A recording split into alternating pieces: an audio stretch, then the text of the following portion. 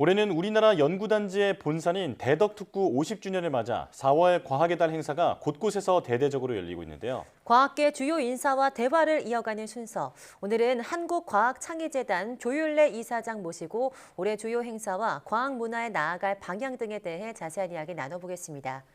어서 오세요. 네, 네, 나와주셔서 고맙습니다. 반갑습니다. 한국과학창의재단은 과학기술과 국민이 소통하면서 함께하는 사회를 만들기 위한 기관인데요. 이사장님께서 어떤 기관인지 간단하게 소개해 주시죠. 예, 한국과학창의재단은 과학 대중화, 또 과학기술 문화 확산, 창의적 인재의 육성을 목적으로 설립된 공공기관입니다. 예. 제가 목소리가 조금 안 좋은데요. 예. 요즘에 좀 먼지가 많아서요. 67년도에 과학기술 후원회로 출발해서 70년도, 80년도에는 전국민의 과학과 또 우수한 학생들의 이공계 진학을 촉진하기 위한 다양한 행사를 했었고요. 예. 90년대는 과학문화 확산을 위해서 지금 올해 개최하는 대한민국 과학축제를 포함한 다양한 과학문화 활동 사업을 진행을 하다가 2008년도에 현재 과학창의단으로 변경이 돼서 기존의 과학문화 확산 외에 저희들이 초중고등학교 학교에서의 과학 수학 교육 또 창의융합교육 또 과학올림피아드 국제과학올림피아드 출전 지원 등 과학경제교육 최근에는 이제 소프트웨어 AI를 포함한 디지털 교육 쪽으로 역할을 확대해 나가고 있습니다. 네. 재단은 규모는 작지만은 국가사회적으로 굉장히 중요한 역할을 하고 있다. 이렇게 이해해 주시면 될 것 같습니다. 네, 교육이 또 나라의 큰 힘이니까요. 과학창의재단이 큰 역할을 하고 있지 않나 싶습니다. 또 4월 과학의 달을 맞아서 다양한 프로그램을 운영하고 있다고 들었습니다. 재단이 주관하고 있는 올해 주요 프로그램도 소개해 주시죠. 예, 4월 과학의 달은 말씀처럼 전국적으로 국공립과학관을 비롯해서 여러 가지 기관, 단체, 또 학교에서 과학 관련 행사를 굉장히 다채롭게 진행을 하고 있습니다. 네.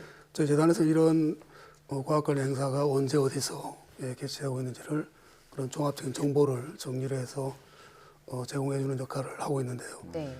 저희 한국과학창의단 그 과학 종합 포털인 사이언스 올해 방문하시면은 봄날의 과학산책이라는 특집 페이지가 있습니다. 네. 그 페이지를 방문하시면은 전국에서 일자별로 또는 장소별로 일어나고 있는 과학 관련 행사를 종합적으로 정보를 얻을 수 있고요. 예. 특히 이번 주는 과학의 달의 하이라이트죠. 대한민국 과학축제가 27일부터 30일까지 4일 동안 대전 엑스포 시민광장 일대에서 이제 개최가 됩니다.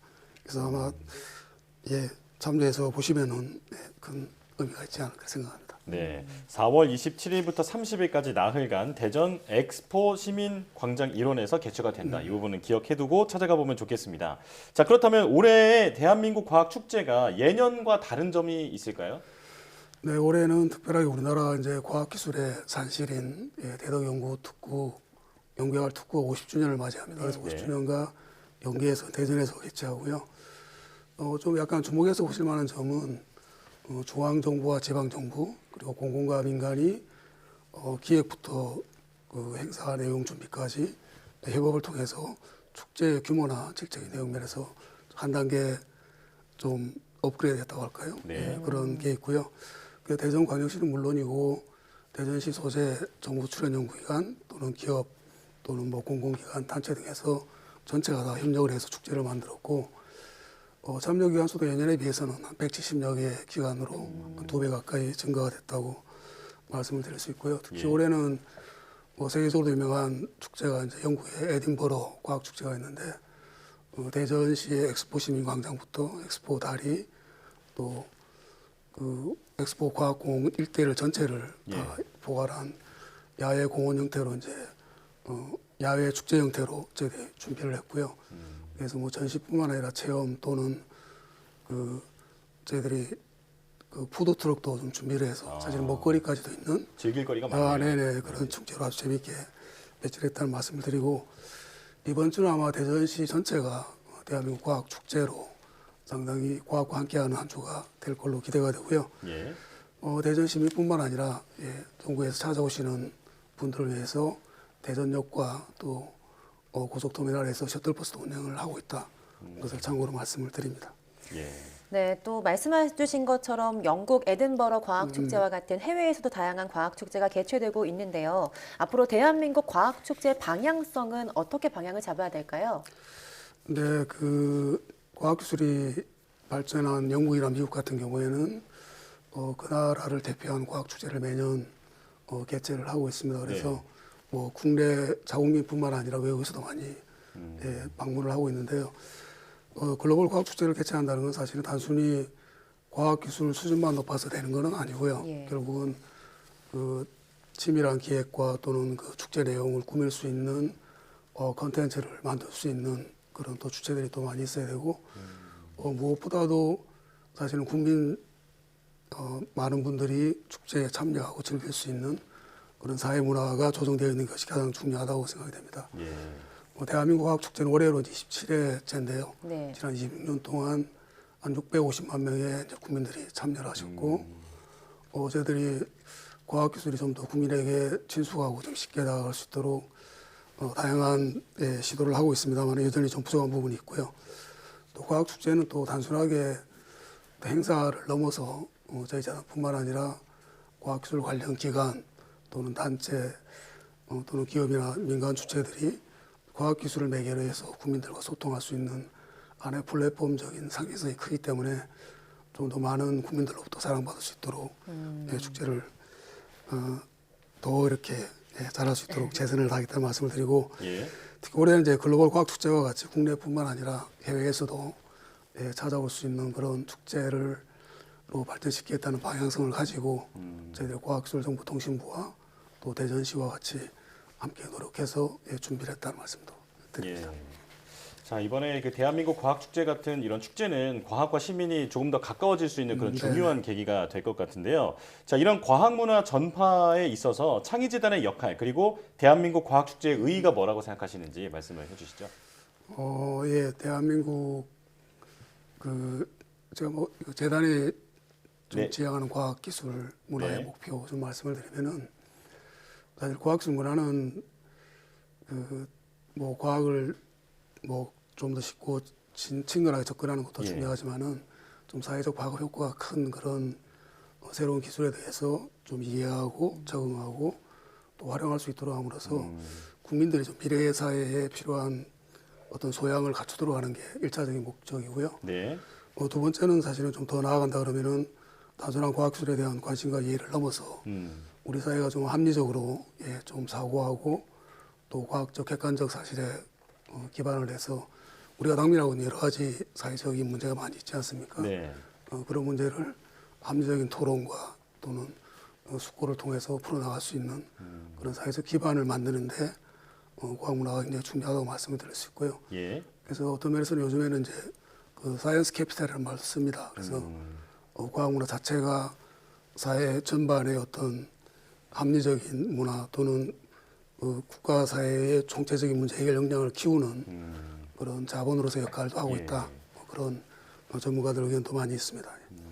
네, 그렇다면 또 2023년 사이언스 캐피털 과학 문화가 될 수 있도록 어떤 부분을 창의재단에서 중점적으로 좀 추진할 예정이신지 새로운 시도가 있으시면 또 어떤 것들이 있는지도 궁금하거든요. 네.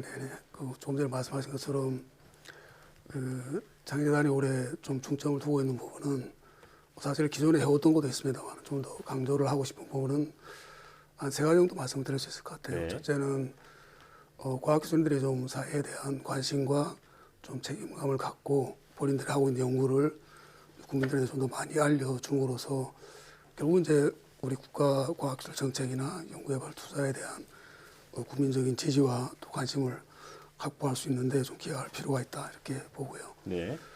두 번째는 민간 과학문화 활동 주체들과 재단의 좀 협업을 좀 더 기존에 좀 저희들이 열심히 하고 있습니다만은 좀 확대할 필요가 있다 이렇게 말씀을 드릴 수 있습니다. 뭐 다행스러운 것은 최근에 이제 저희들 그 과학문화에 관심을 갖고 활동하고 있는 뭐 과학 강연가나 과학 커뮤니케이터 또는 작가분들 또는 민간단체를 포함해서 굉장히 활동 주체들이 좀 다양화되어 있습니다. 그래서 특히 지난해는 그런 주체들이 모여서 이제 과학문화 민간협의회라고 단체를 만들었고 저희들이 지난해 과학축제도 그렇고 올해 과학축제도 과학문화 민간협의회를 공동 주관 기관으로 해서 저희 재단과 협업에 좀 영역을 좀 넓혀 나가고 있다 이런 말씀을 드리고요. 좀 더 그 부분은 더 열심히 해야 될 부분이고 마지막은 사실은 공공기관으로서 가장 중요한 역할 중에 하나입니다. 저희들이 과학문화인프라가 부족한 좀 소외 지역 또는 배려계층에 대해서 좀 과학문화에 접할 수 있는 그런 기회를 좀 많이 만들어서 과학문화에 있어서의 어떤 포용성을 높일 수 있는 그런 부분을 좀 강조해 나가고자 합니다. 예. 자, 이제 마지막 질문이 될 것 같은데요. 4월 과학의 달을 맞이해서 이사장님께서 어려운 발걸음 해주셨는데요. YTN 사이언스 시청자분께 한마디 그리고 마무리 말씀도 전해주시죠. 네, 오늘 제가 목이 좀 꽉 잠겨가지고 네, 시청자분들도 듣기 좀 불편하지 않으셨을까 생각이 됩니다. 양해 말씀드리고 YTN 사이언스는 사실은 우리나라에 있는 유일한 과학 전문 방송 채널이고요. 네.